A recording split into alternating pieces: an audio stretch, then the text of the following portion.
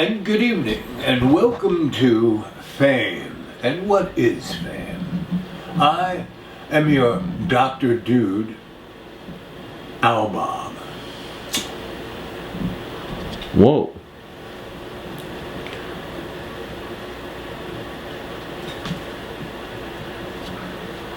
Oh, Slick Willie. You got a tight, go in tight. Sorry. Go in tight. Go in tight to me smoking a cigar. I mean, like really tight. This is as close as it'll go. Okay. Good evening, and welcome to Fame, our series on what it is. What is fame?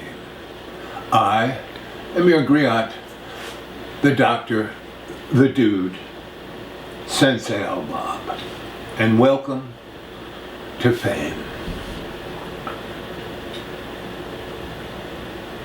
Fame is a reflection of the artist in the first person. And who is the artist in the first person? Well, originally, it was that caveman who was driven to make that image on the cave wall. Why did he do that? As Plato said, it was a reflection of the life that he wasn't living. And all art is that striving to express that feeling of what it is to be conscious. Now, is it like, what's his name said, I think, therefore I am?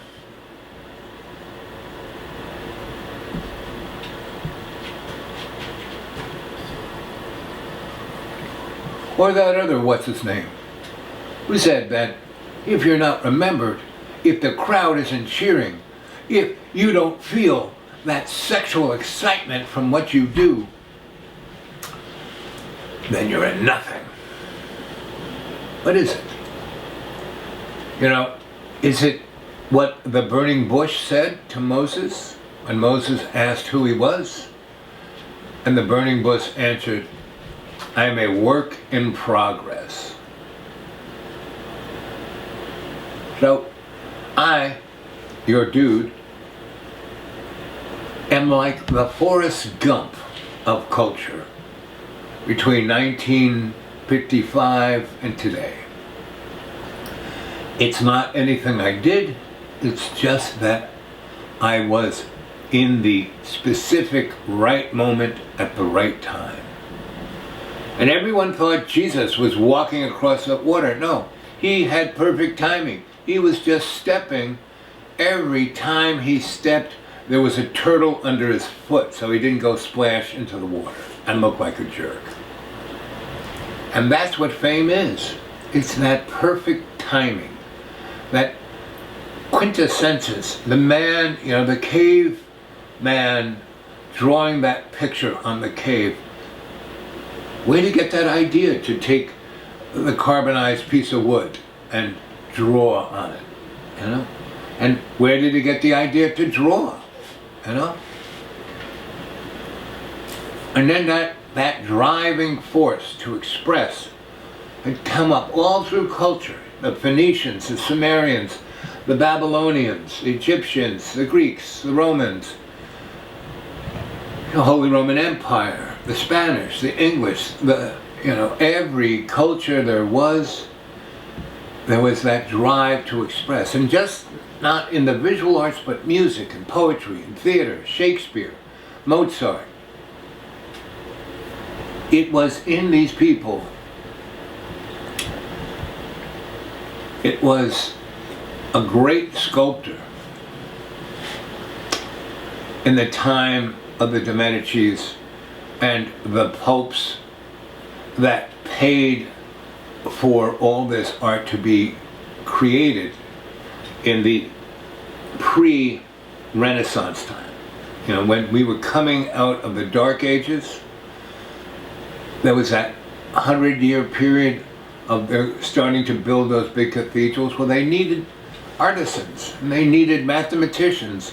You just can't build a gigantic building if you didn't understand the math of it, if you didn't realize you needed these flying buttresses to hold the whole building up so the inside could be totally empty. It didn't need to have columns like the Roman and the Greek buildings had to have.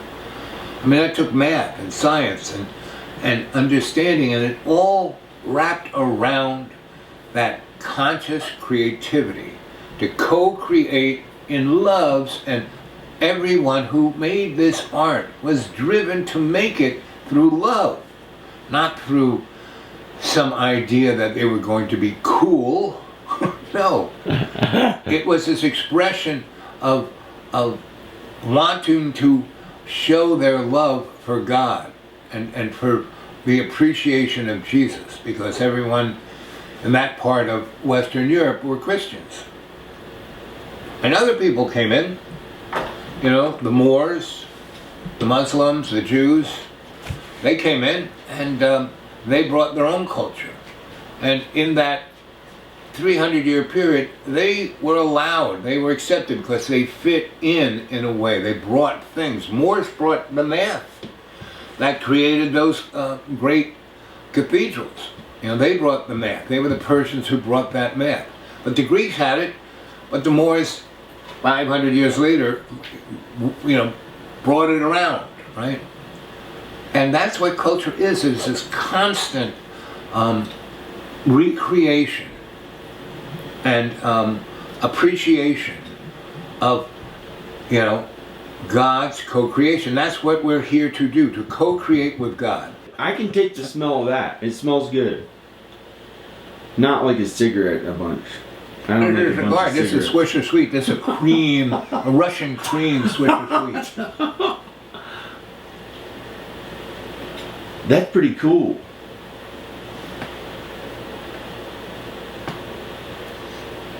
This is for you. Good evening, and welcome to Fame. What's it about? Why are people driven to be famous? Is it a compunction? Is it a kind of neuroses? Or is it just something that happens? Do you just become famous? Because many people, like the Beatles, they weren't rich. They were actually from the lower class of where they came from.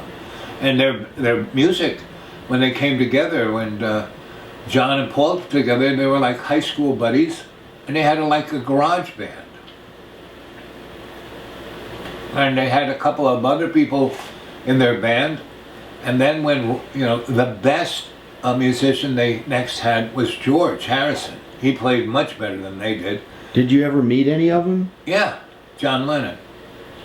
Oh, because he was around New York. Mm-hmm. Yeah, for a good 15 years. And he was not being famous. I mean, he walked around, and that was the beauty of New York City. It was such a big city, and every 3 blocks was like a different planet. That's why I love living there, because I would be in one place, and if I got tired of the people or the things, like I lived on Spring and Mulberry, and that was totally mobster. That was like, and there were 2 different Little Italies. There was the East Side Little Italy, three mobsters. There's the East Side that, you know, went up from Canal Street up to 16th Street, and Spring cut across it, and Spring was Mike Finelli's territory from that street, I think it was Mulberry, from Mulberry over to you know, the West Side, McDougal, and then that was the other Little Italy, from West Broadway to McDougal, and then 6th Avenue, Father Fagan Square, and then up to NYU. So there were 3 mobster Little Italies just in the Lower East Side.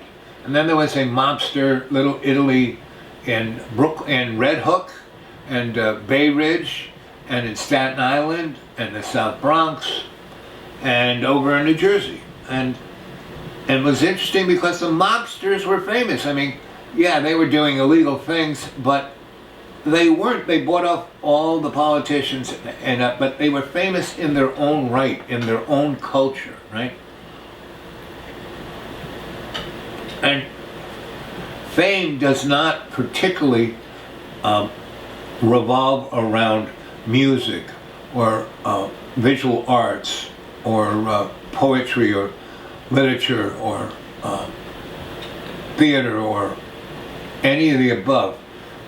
Fame comes from the passion of the individual, like I was saying, the artist in the first person, that caveman. And everyone I ever met who was famous, they did not do it for fame. They did it because they had to. Every artist I knew made art because they had to. They couldn't stop making it, right? They couldn't stop playing the guitar. They couldn't stop writing songs. And that was John Lennon. I mean, even when he was a house father, Yoko Ono was the famous one for that 10 years, when they had Sean. And he reveled in the fact he could go all over New York and no one noticed him. I mean, I met John Lennon in in New York City. They had pharmacies, but they weren't just pharmacies. They would have the soda fountain. It was like the old day where they had add cherry to the Coke or something. Yeah, exactly. But they also had breakfast, and they had cheeseburgers, and they had everything up to you could go there and eat something, and it was pretty good, right? But there was also over there where you could buy all the aspirin and Band-Aids and stuff, and the pharmacist was there, and it was like, if you ever saw It's a Wonderful Life. And New York City, in a lot of ways, was like Bedford Falls during the summertime. Even the wintertime, it was like Bedford Falls, and it's like, Wonderful Life. And every little neighborhood was like Bedford Falls. And in every little neighborhood, there was somebody who was famous. Not like on People magazine or in the television, but in their little neighborhood, they were famous. And that was the beauty of New York City. And then if their fame broke out from that little neighborhood, if they went to the Apollo and did an amazing performance, their fame kind of grew, That was all of the black artists from the 1890s up through the 1960s. The Apollo was one of those places where you could break out. And Soho, so these neighborhoods that kind of burgeoned because of time, space, economics, that was Soho. Soho was a, factory place from back in the day when New York, everything below 16th Street was New York City, and everything above 16th Street back in the day when New York City was New Amsterdam, when it was Dutch, right? And so everyone basically was famous in their own right because of their own internal passion. And that's what fame is. It isn't being an A-lister, it isn't being rich, it isn't being powerful. Those are things that just seem to happen on the side. Yeah, after you work at it long enough, you know that's something real, and it kind of changes the different things. When I first started, I wanted to do emotional music that really made people cry and sad and feel a longing feeling of love. And that was my motivation. When I went out to LA and started working at filmmaking, the genre emo started. I went to LA for filmmaking. What is emo? And that was my purpose in my work, was to make people sad and have emotion. Right. Emotional contact. Yeah, and stuff like that. And then I didn't know I'd be in front of camera until later. I worked at the acting and in front of camera what is stuff the later. mechanism for that emotional connection? The mechanism? Right, the mechanism. Well, for me, it was the melodies, the original melodies that I created on guitar and music. That is a element, but the thing that makes the hook. What is the hook? That's something different. That's in screenwriting to hook an audience. That's just something I learned in screenwriting. But don't you hook someone in music? When you. I don't know. It's not like a trick or anything. I wanted them to feel emotion. Like, I listened to bands that made me sad and like a longing for a time gone or something. What bands were those? I don't know if I should say, because I don't really listen to them as much now. But what? Okay, talk about. What you were when you filmed. When I was younger, Jane's Addiction, Nirvana, stuff like that. So what was the thing that And- you identified in that? The emotion that the What emotion? melodies, the original melodies, Ecstasy, sometimes happiness, melodies, sadness, depression. What was the emotion that? sadness, like for like a time that was years ago that you wanted things to happen, or you enjoyed it, and really just love. Like it was my way of trying to, I guess, use my work on earth to do God's work. Were you thinking God about is doing love. God's work at God that is time? love. I didn't know. I did God's work, but I wasn't as aware that that's what I was doing, I guess. I had intent to do things, but I didn't quite know how to. I was learning how to put it into words, but I had played music and film and art and stuff like that, but I wasn't as comfortable and confident as I was when I got older with my work, and knowing how to do it as well. It was like, wow, this is like, it was like something I wasn't as used to doing, and I had to try to do more and get better at it and stuff. And it was like, but sometimes I had to take it easy. I was a kid when I was first starting. It was like the good old days. I was a teenager, and I didn't have to work that hard at here and there when I enjoyed it and stuff, and it was okay. And then I'd take it easy or whatever, and then I started saying, wow. And it hasn't gotten there yet. It was 1998. I was 19. I was like, or 20 or something like that. And I was like, I really got to work hard at this. So I started trying to make myself work harder at it. And then it just took time. I would do it here and there, and then 20 years later, I was like really good. And I worked. I don't know. Somehow I got really good at it. I don't know exactly what it was, but it was doing God's work. There's all different ways to look at how we think our life is. We may think it's one way, and it may be something a little different. But God knows. In high school, they loved music. They loved listening to the stuff that, coming from New York, the black R&B, the rock and roll of Elvis, and all of the Big Bopper, all of those folks. And they were listening to that, especially. And the you said the black Beatles music. too. It had to start recording again. No, the Beatles started when they were in How high did they school. have all that love? How did they make people love them that much and go that crazy and scream? The young girls all loved them. Well, because they put 10,000 hours in before that.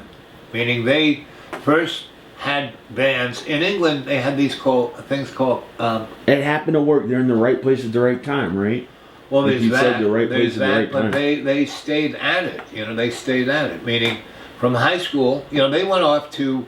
They left high school, took their exams, and were in the thing that they thought they were going to do. They went to music school. They studied, but right away Paul and John had known each other since high school, and they were writing songs. And they in England, in the working communities, they had these things called they have pubs and they have common houses, and then they had the thing that the council is called the council house, which is like a big, where people go to have weddings, and where like 500, 600, 800 people can fit in. There's a stage, people dance, people it's a place where the community comes, like a community center, and they would perform there, and that's when they was in front of it, and that's when George Harrison saw them, and they started playing together, and they started getting more focused, and they had a drummer. I think his name Pete Betts, and he thought he was better than they were, so he left. And Ringo, who was he was playing in other bands and he was actually getting paid, he came and joined them, and then they went to Germany, and they played in basically a strip bar for 2 years. They had 3 shows, one starting in the afternoon, one at dinner time, and one till like 4 in the morning. Then they sleep from 4 in the morning till like 1 o'clock, get up and do it all over. And they did it for like 5 years. They put in 10,000 hours. And in a strip club. By the time they finished that, they had been living in a little apartment all by the 4 of them, and they were working on songs, and they had a playlist. But they might not get into heaven. Just because they played in a strip club? No. No, I mean we can't judge them. We don't know if they'll get into heaven or not. You really think somebody with billions of dollars, all those earthly things, all those people looking up to him as a false idol, you think that they would get into heaven after getting to feel all those earthly pleasures? Those boys are going to heaven because they caused so many people to feel love and to have a memory. And memory is, but the people Beatles say is not, that it's not the Bible. The Beatles are not the Bible.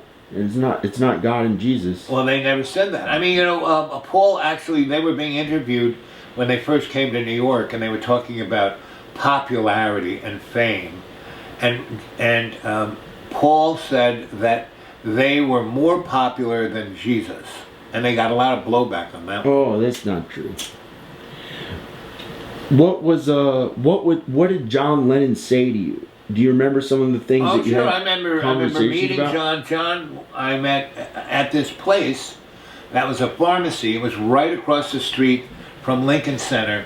I had a girlfriend who was on 70th Street, maybe, way on the west side, she lived near, what's his name? Grant's Tomb, right where West Side Highway goes into the road that goes to the George Washington Bridge, and it was a beautiful. There were about 6 blocks here, and they're all dead end into that park. So each one of those streets were real quiet, not a lot of traffic. Really nice little apartment on the ground floor, and it was her apartment. And I had my big loft in Brooklyn, but I spent a lot of time at her place. But John Lennon might actually go to, he didn't really believe in God and Jesus.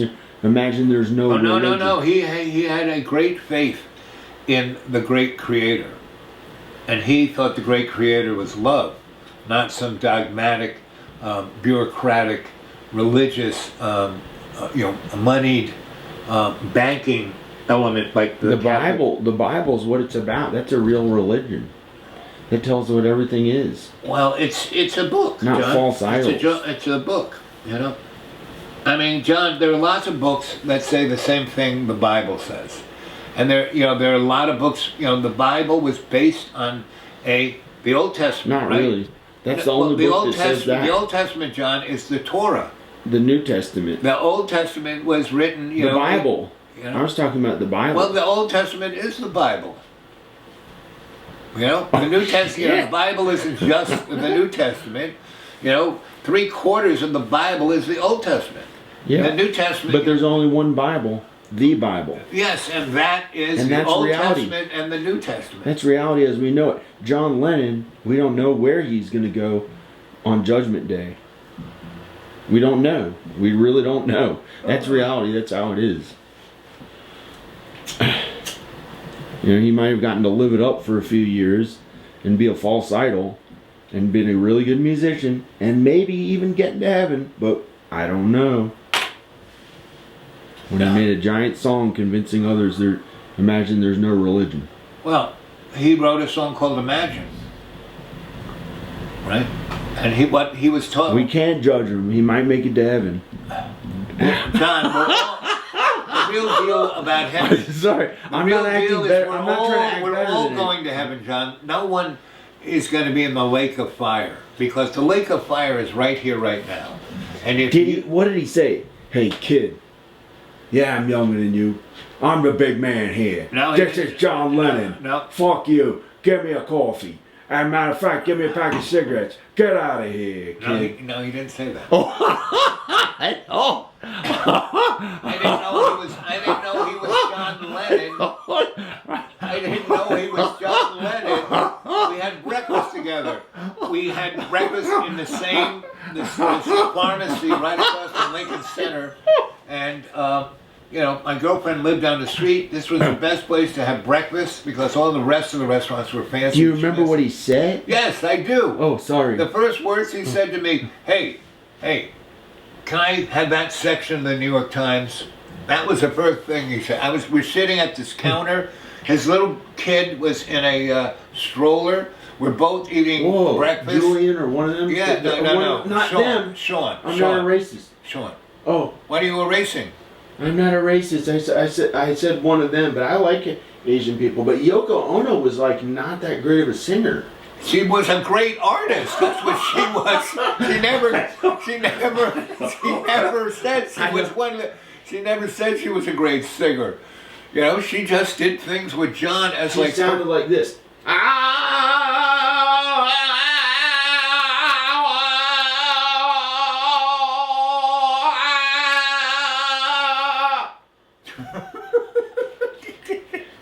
But I didn't know it all. Not really. You really knew John, or you talked to John Lennon a few times. I went to their house. I had dinner with them. Wow. I didn't know he was John Lennon until I went to their apartment and met Yoko Ono. Because I knew her. I knew who she was. She was in the New York art scene, she was it. And I didn't, I'd seen John Lennon because he didn't look. Did you talk to Yoko? Yes. Oh, because she was in the art scene and She was in the apartment. No, she was in the apartment. Oh. I mean, John and I had breakfast for many weeks because we just happened to we'd go have breakfast about the same time, around 9:30, 10 o'clock. And he was, not every day, but at least once or twice a week, I would meet him for about a month or two. And at one point, he said, "Oh, you should come over and meet the old lady." I had no idea he was John Lennon because I wasn't following that scene. When I was a teenager, I liked their music, but after Abbey Road, I wasn't really following anything they were doing. When was it? Oh, that had to be, when was that? In the 80s, before he got shot. Before, 2 years before he got shot. Oh. So. Cool. Oh, wow, that's amazing. But that's New York. New York is this little... Was he kind to you? Yeah. I mean, we had breakfast. I didn't know he was John Lennon. We talked about all kinds of things. You name it, we talked about it. But in short little periods, we'd spend maybe half an hour to an hour having breakfast. I mean, I had an electric business. Oh, and I was the boss. I didn't need to show up at a specific time. I just had to show up to make sure people weren't screwing up. But they knew what they were doing. At the end of the day, we would lay out what we were going to do the next day. They would get there, started. I didn't have to be there. I didn't have to look over their shoulders. And that's why all those people who worked for me did such a great job, because I just let them do it. I wasn't micromanaging anything. We communicated well. What about John Belushi? John Belushi, I knew John Belushi. You said he was. Him and Dan Aykroyd lived in a loft off of Duane Street, right? He was heavier, and then a few days later, he would look like a bum. He would come out there with stubble and clothes that had, like me, pieces of food all over him, and he would be chunky and tubby, and he'd be eating a pizza or from last night, or a crulla that he'd taken out of the garden. Oh, look at that! He'd eat that.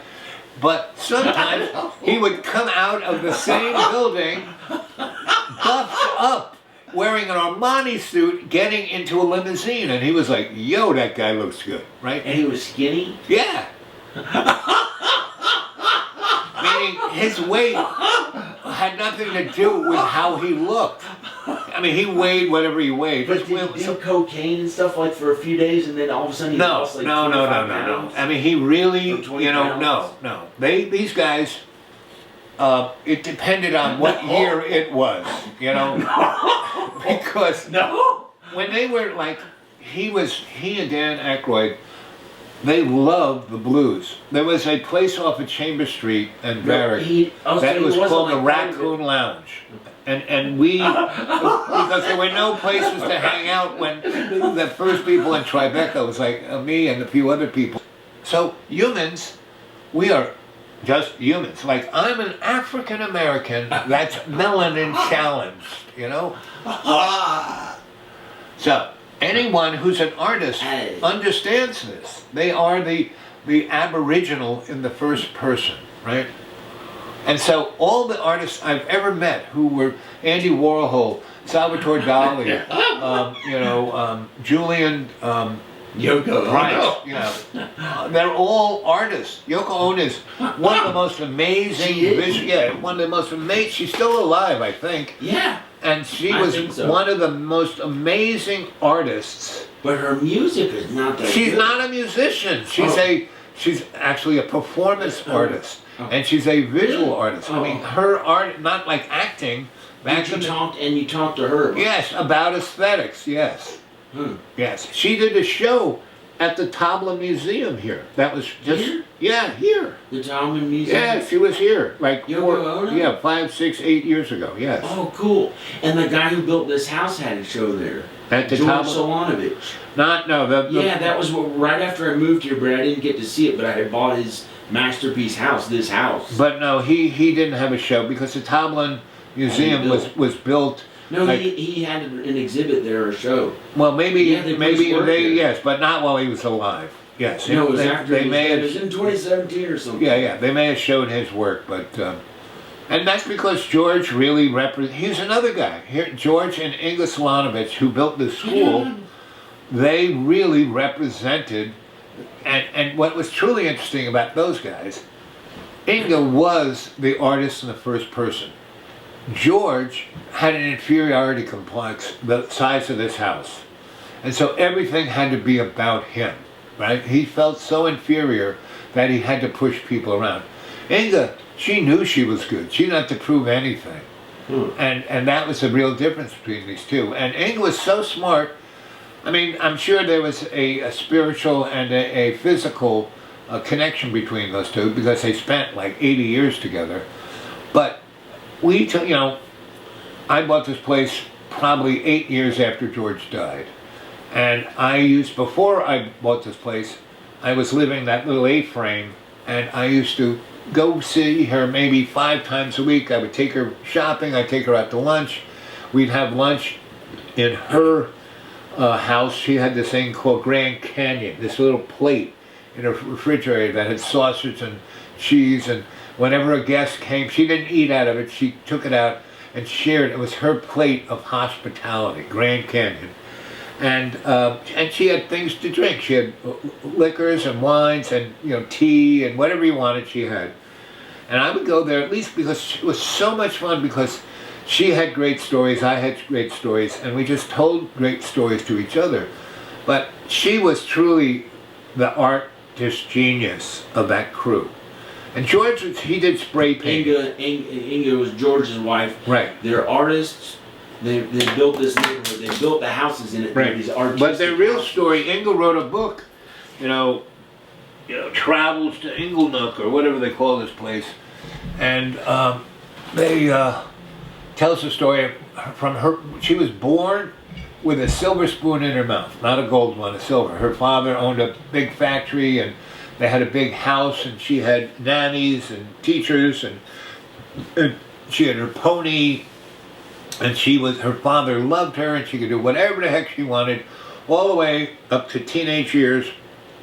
And she went up to university, and then she went to the Sorbonne, and then she went to Berlin, and she followed that whole amazing art thing that existed from the 1880s to 1928, right? Or 31. And then the Depression happened, and whenever anything really bad happens, it really spikes arts. Like in New York City, the thing that made the renaissance of the Soho Tribeca, all of that, Lower East Side, West Bath, all of that stuff, the West Village, Greenwich Village, it was all, the Depression started in 29, it kept going. Different people did, like in the 50s, 60s, there's certain groups that did pretty good, but other people still were hurting. And then in 1970, the oil embargo happened, and what that did was change the worldwide economics, right? And basically pegged everything to oil. And why the dollar became the petrodollars, because up until that time, before the Mideast really took over, the United States produced more oil than any place else. Texas and all of those western states, California, were producing the majority of the world's oil. And then after World War II, the Mideast came in. And in 1970, it kind of changed, right? Oh, and now it's going to be, you think Elon Musk is going to change all the cars? Yeah, and that's, the first car that ever was Or- made was an electric car. First car that went How over. does that fit into a lot of art and stuff being created? Because every time there is like, a, how do you think? What do you think will happen now, or already happened? every time With the there's, oil, the big oil, and that caused a bunch of art. yes, whenever there's an economic depression, like look at the depression in the 30s with the WPA, and there was a great explosion of art, right? Oh. And then World War II came, and that art turned into propaganda, and Germany, and the Tavistock that's Institute, really bad. and the United That's States. really bad. Oh, and then when War II happened, Inga and George, who built this neighborhood and this house, which is an art school, then they had to.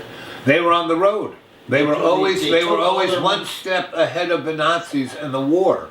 They Like took all their money from Inga, and sent them on when foot. Inga had Or her on- first baby, no. she had it in a ditch while an American plane was strafing because they were in a kill zone, and this American P-50, Lightning. She was down there with her hoo-hoo straight up in the air, and a Nazi doctor delivered, Michael, Mishka, and there were 50 caliber shells exploding He's a friend all. of ours. He- He's still he- alive now. Yeah, he helped build He's this. alive and well. He's a He's couple in years Germany. ago. He felt really young. Last He's time I in his saw him, he 80s. was young. He's in his 80s. His He- latter he was 80s. 78, and he was That was young. then. Now he's in his 80s. He was young. He's in great shape for his age. He's in great shape for his age. Yeah, he looked cool. He looks cool. But too. he, dresses cool. both he and his sister were like in the shadow of their father, and so he had to go back to Germany, and Because he was a big famous, kind of famous artist. right Or around famous here, artist. for sure. But Inga was famous worldwide. She created a book when she was 19, and she loved birds, and she had a thing for nature. And they survived Nazi Germany, right? They survived. after that- They survived World War II, not just Nazi In Germany. Germany. Well, not just there. They were all over the place, running away from the war and the Nazis and everything else. They were on foot for like 8 years. We got the And people then in the they death came camps. to America, and the they- people, and they first bought could- 180 they acres or wouldn't. 200 They weren't acres. allowed to come from America. They first had to go to South America, and they went to Argentina, and they met a whole bunch of the Nazis who tried to put them in concentration. Hey, George, how you doing? No hard feelings, right? And then they finally got to come to New York, and they spent a year in New York doing paintings of rich people's dogs and children to get enough money to buy this place, and how And they had to work at a chicken. a chicken farm, something. right, upstate New York, and they had a map of the United States, and they didn't spend any of their money, and they would throw darts at the map of America, and when the dart hit, they would put a little red pin, and the place after they made enough money and couldn't stand it anymore. They chose Roanoke as and their this is how favorite. they chose it, by throwing a dart at a map. They said they looked at the weather, all these things, considered the things, and then chose. They said Roanoke was the best. It was either there or Washington State, something. They were in upstate New York. But Roanoke is. They liked Roanoke the best. The weather. Because of this map the and green darts, stuff, they put the place that had the most darts and the red little pins was Roanoke. After a year of throwing darts at a map, that's how they picked Roanoke. And yes, they also looked at the weather and all that. And Roanoke that's why I'm here. When I stumbled into this place, I was working as a demographer, looking at trends for all kinds of people. And Roanoke is the microcosm of the United States. Every slice of the pie is here. Everything Then why is did here. I not get to be a famous A-lister here? Because you Or anywhere near enough you- just you to pay let- my bills. let instead of being passionate about, instead of being driven to do your art I made money at it, but as a art, basically you look at people like Vincent van Gogh. He did not, if his brother didn't pay his rent, he'd be out on the street. But Vincent just kept painting and painting and painting and painting, and virtually all the great artists who made it didn't make it until after. And the same thing with literature. You look at James Joyce. Everyone thought the guy was nuts. And it took like there were people who understood, understood the modern dynamic of literature, and realized this guy was brilliant, and that's why they kind of supported him. But he did not get understood until after World War II, right? Same thing. Virtually anybody who had something going on would never appreciate it until after they were dead. What is fame? It's the dynamic of the appreciation of popularity in the moment. Not whether it's good, bad, or indifferent, or whether it even touches your soul. It's what the majority of the mass says. And that's what makes fame. Not whether it's any good or whether it's going to be remembered for, posterity, but whether it's any good. Mozart, Beethoven. I made some money at my films and videos. Making money at what you do, it's not, it's irrelevant. It's irrelevant. One video that I did made $155,000. One video. Got 63 million views. And 4 million on my channel. But that was the biggest video we ever did. The biggest money we ever got from any one thing at film and art. And that was Ronald McDonald. That was the famous thing. It was the biggest Ronald McDonald video from 2016 to 2020. And that right there, folks, is exactly my point. Go look at that. That is not, we did it right before Vincent clowns were Van bad. Gogh. It's not We did Mozart. it a few days before clowns were bad. 3 days before clowns were bad. Yeah, about 3 days before clowns were bad. And then they had all this clown stuff in the woods. And my particular video was Ronald McDonald in the woods with my son Rowan. And her video was, somehow her video was the one that got really big and it brought the views back to my channel. And hers got really big on her channel that I got her to film. Well, I guess that's what fame is, guys. Go look at John's video of Ronald McDonald, and you will see what fame is. And by watching that and realizing that's the fame of the moment, that's why we are in the pickle we're in right now. And that's a good thing, because right now, everyone on this planet has been taking the red pill instead of the blue pill, right? And that's the funny thing. The mierda is hitting the fan, and it has been in slow motion since Jack got whacked. Who's Jack? What Jack got whacked? John F. Kennedy, when he got assassinated. That's when, in our period of time, is when the mierda started hitting the fan. But in slow motion, we went from that into basically Vietnam, which we should have never been there. And then the war wasn't just in Vietnam. You were friends and roommates with Joe Kennedy? Yeah, Joe Kennedy. Yeah, Joe Kennedy. Robert Kennedy's middle son, who was a congressman. Yep. And you were roommates with him at some very prestigious prep school or whatever. Yep. And it was a prep school for uber rich people who had gotten thrown out of other prep schools. Who got thrown out of Deerfield or Eton or any of those. A bunch about the Kennedys. Okay, bye. Bye everyone. Check out more videos and films and stuff like that on my channel. This is John Birmingham and Owl Bob. Okay, check out his channel if you want. Okay, bye. Dreamy. Okay, bye.